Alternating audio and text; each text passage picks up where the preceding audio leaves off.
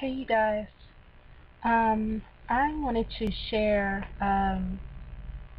a couple of dreams that I had. And these dreams were in 2012. I want to say the latter end of 2012, like around, I want to say maybe between September and October of 2012. And I wanted to share it because I have been hearing a lot of dreams that people have been having regarding the rapture. And I don't want to I don't want to say it was a rapture dream because I'm not 100%, but the dream itself, it was just interesting. I'm just going to go ahead and get into this, but you can pretty much um, give me your feedback. Let me know what you make out of it. But the dream is a two-part dream. And please forgive me, but I did not write this dream down. I'm really going off of memory. Um, but for some reason, I'm wanting to say that both dreams occurred the same night because anytime that I think of the one, I think of the other. So I'm believing it's a connection. So I'm believing that I had both of these dreams the same night. So basically, the dream, it was not very detailed. I can't just remember a lot of it, but what I do remember is I was in this, I don't even know what you would call it. To me, it seemed like I was in this spacecraft. And I remember my husband was there with me. And I remember looking out of the windows of this spacecraft, and everything around, like looking out the window, like there was nothing. Everything was void. Like the feeling that I got was we're out of space.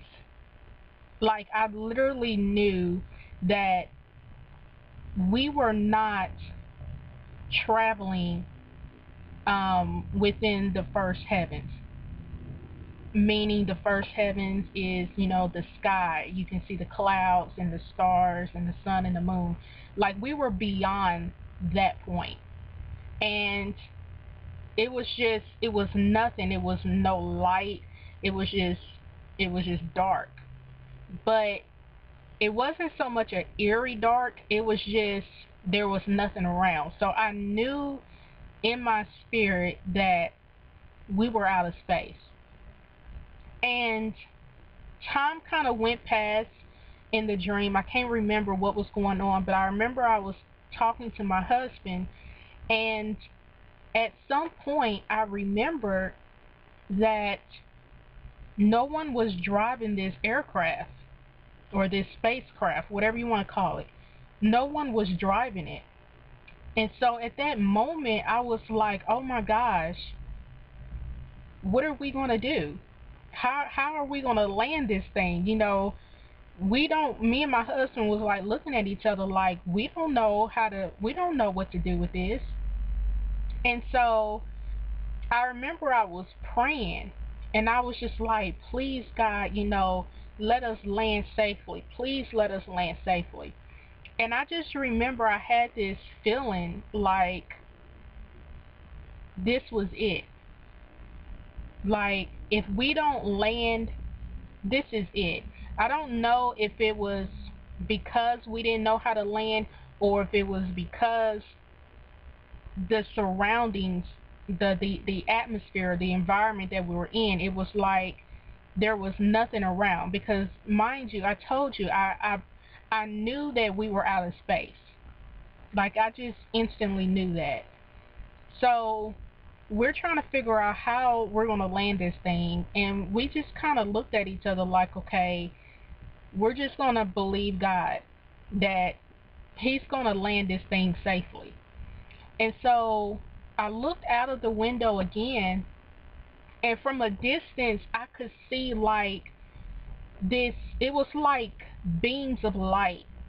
Like when you look at the, when you research or you do the study of how fast light travels, it that's what I was seeing. Like the speed, it was just the speed of light. Like whatever it was like you could see the light, but it was so fast, it just shot across real fast. And I'm watching this in the distance, and then instantly I knew that this speed of light that I'm seeing, these are the actual aircrafts or spacecraft of people that were in these things. Like this is what we're in. So it's like I instantly knew that this speed of light that I was seeing, because you could see it from a distance and it was landing. You saw the speed of light and then you saw it land. So I knew instantly that that was the same spacecraft. So I knew that that was the same way that we were going to land. So I just remember I was looking at my husband and I was just, thinking to myself, okay, I'm just believing that we're going to land safely. Everything's going to be fine. We're going to land safely. And I can't remember the the spacecraft that we was in, or the aircraft that we were in. I can't remember it going in a faster pace, but I just remember we ended up landing. And when I got out of it, I can't remember if I saw my husband at this point, but I remember when I got out of it, it's like I was walking into this this foreign land. Like it was like a different type of civilization. It's kind of hard to explain, but it just seemed different. And that's kind of what I all I remember of that part. And then I don't know if I had woke up in the middle of the night and I fell back to sleep, but another dream that I remember, which was very, very brief. I remember I was talking on the phone, and I was talking to someone, and I was just excited. And I was like, you will never guess where I'm at. And they were trying to guess and they wasn't coming close. And I was like, no, you're not even close. you know and finally they was like, okay, where are you? And I said, I'm in Israel. And I remember I was so excited that I was in Israel. Now, mind you, when I had this dream, which now that I think about it, it had to have been around September, October when I had it. Well, basically, I had already been to Israel. I had went to Israel in June. I think it was, we went June 25th of 2012, and we stayed for 10 days. And so in the dream, it was like I told the person that I was talking to, I'm in Israel, but I didn't speak it out loud, but inwardly it was like there was a knowing that I had been to Israel for, 3 times. And clearly, I've only been to Israel once. So in the dream, I didn't understand why it was that that was my third time going. But I was so excited. And so when I got off the phone with the person that I was talking to, I just remember walking around and I started looking at these buildings, and the buildings had Hebrew written on the front of it. And I just remember I was just walking, just every building that I saw, it had Hebrew writing on it. And what stood out the most to me is I remember walking past this one building, and it read the house of Aaron. And when I saw that, I just kind of looked at it, and like my eyes wanted me to focus on it, make sure that I saw it. And then I woke up. So those are the two dreams I wanted to share. The first one, I'm not very sure. Like I said before, I don't want to be quick to say, oh, I had a rapture dream, because I don't know if that's what that was. Um, I just felt like I needed to share that, or, just get some input from you guys. Tell me what you think. But the second one, it really, really stood out to me. Um, and God just really started taking me down this journey with the house of Aaron. And Aaron, the house of Aaron represented the Levitical priesthood. And Aaron was considered the high priest of the Israelites. And a scripture, well, let me back up. Aaron's name means exalted or high mountain. It also can mean mountain of strength. House is usually considered a shelter, or it represents a household. Now, one of the scriptures that stood out to me was 1 Peter chapter 2 verse 9, and the King James Version reads, "But you are a chosen generation, a royal priesthood, and holy nation, a peculiar people, that ye should show forth the praises of him who have called you out of darkness into his marvelous light." So I wanted to do a breakdown of the wordage in this particular scripture, just so I could have a better meaning of what is being spoken in this particular verse. Because remind you, the house of Aaron is a Levitical priesthood. And for some reason in the dream, it wanted me to focus on this building that clearly read the house of Aaron on the front of it. So when I broke down this particular verse, peculiar means strange or odd, unusual. Priesthood is the office or position of a priest. Strange means unusual, surprising in a way that's hard to understand. Royal means having the status of a king or queen or a member of their family. Holy means dedicated or consecrated to God. Consecrate means to make or declare sacred, and sacred means connected with God. Chosen means having been selected as the best or the most appropriate. So when you put this together, it's basically telling us that we have been selected as the best, as the most appropriate generation. That we have the status of a king or queen, because we know that God, Yahweh, is our king. Jesus is, the Lord of Lords and the King of Kings. So we are grafted into a royal family, which means we are kings and queens, because we are a part of the kingdom of God. And so when you look at a royal priesthood, we have the status of a king or queen operating from the position of a priest. We are dedicated. We are a nation that is dedicated, that is consecrated to God, who have been made sacred, connected with God. And we are a people that is considered to be unusual, to be odd.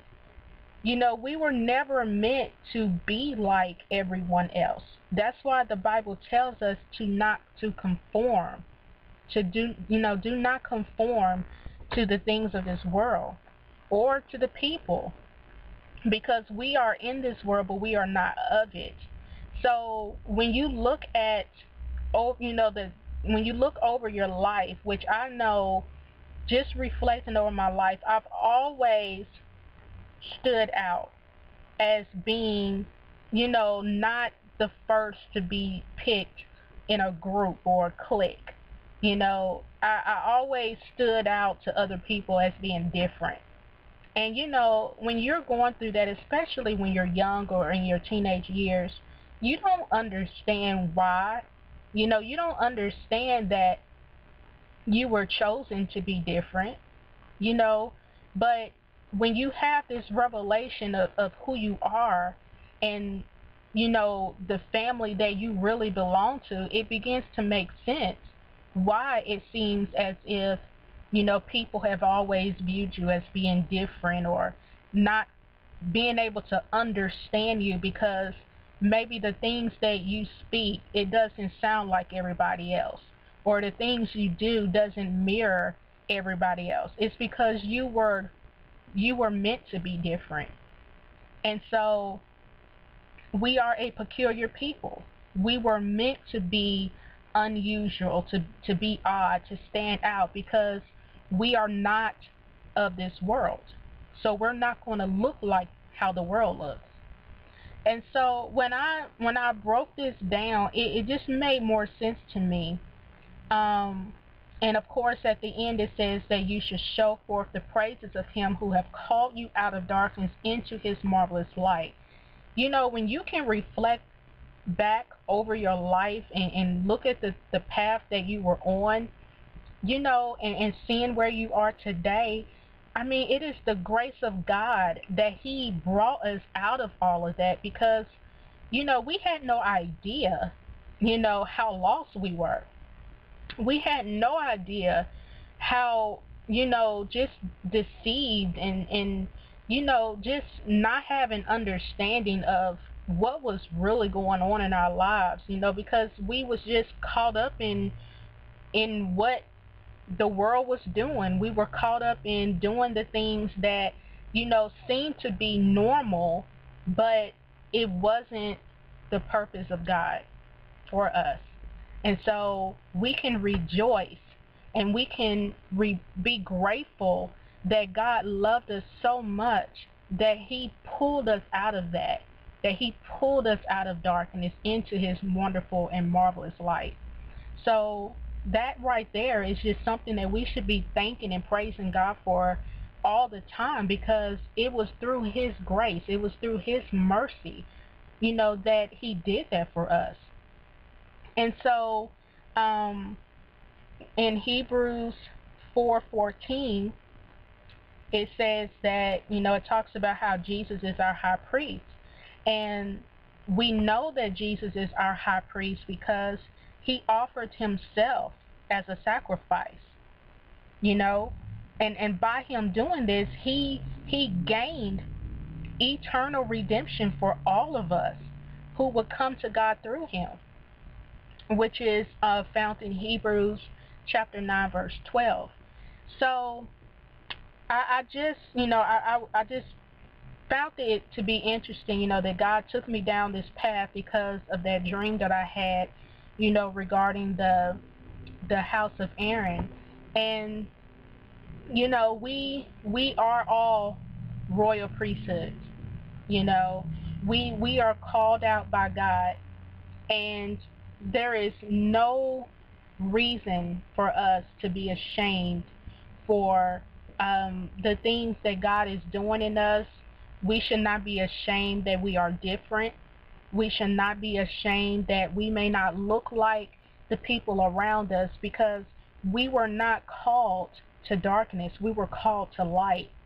And if we are to be the light of the world, then we have to allow our light to shine. Because when you conform to the things of this world, when you try to imitate the world, you dim your light. And when the light is dim, it's hard for those that are in darkness that need light. it will be hard for them to see your light because your light is dim. And so we should not be ashamed of being different. You know, when people come at us and they tell us that, you seem strange, the stuff that you're talking about, it just seems strange. We have to be bold in who we are. We have to have confidence in who we are because we're not going to talk the same as other people do. The revelation, the wisdom that God is downloading within us, it is because of our relationship with Him. It is because we have chose to consecrate our lives to Him, to consecrate our minds, our spirits to Him. We are a part of Him, and the world can't understand because they have not made that decision to open themselves to Him and to make that sacrifice to consecrate themselves as well. So we just have to choose to be bold in our walk with God. We have to choose to not be afraid to be different. And so I just hope that this what I'm sharing with you, it helped you in some kind of way. Again, I am not an interpreter of dreams. I've never put myself out there to be an interpreter of dreams. I do know it is a gift. I do know that we can freely ask for the gift. And yes, I have prayed. Sometimes God will give me the interpretation of my dreams. A lot of times I find that God will give me more of an interpretation of somebody else's dreams than my own. I don't know why that is, but I've never claimed to be an interpreter of dreams. I am just a person that receives dreams, and I've always been a dreamer. And so I just wanted to make that clear. So this platform for me is just something that I'm utilizing because I know that there are people who have gifts in interpretation. And, just to be able to put my dreams out there and just share with you guys because, we all contribute to this puzzle, And so I just, I just put my dreams out there, just to be another person that is sharing what God is doing in my life. So I thank you guys for taking the time out. I apologize if this video got a little bit too long, but I just felt like there were things that needed to be said because it was relevant to the dreams that I had shared. So I thank you all. I pray that you all are just blessed and you will continue to be blessed. And just continue, as I always say, to look up and know that Jesus is near. He is soon to come. So don't grow weary in well-doing. Know that God sees everything that you're doing. He sees your efforts. He sees your sacrifice. He hears your prayers. He knows your heart's desire. So just continue to trust Him and believe in Him and know that He will do everything that He said He will do. He is faithful to His word, and we can always depend on that and know that for ourselves, that He is faithful to His word. So God bless you all. I love you so much. Thank you again for taking the time out to listen to this video. And if you have not subscribed, please subscribe to Kingdom Living 771. God bless you all.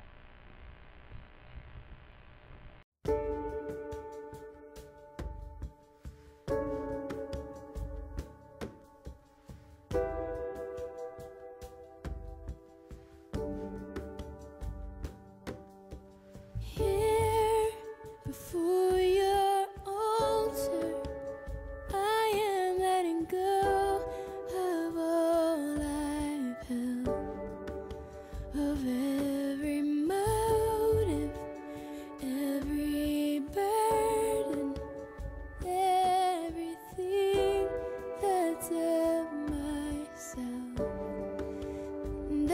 just want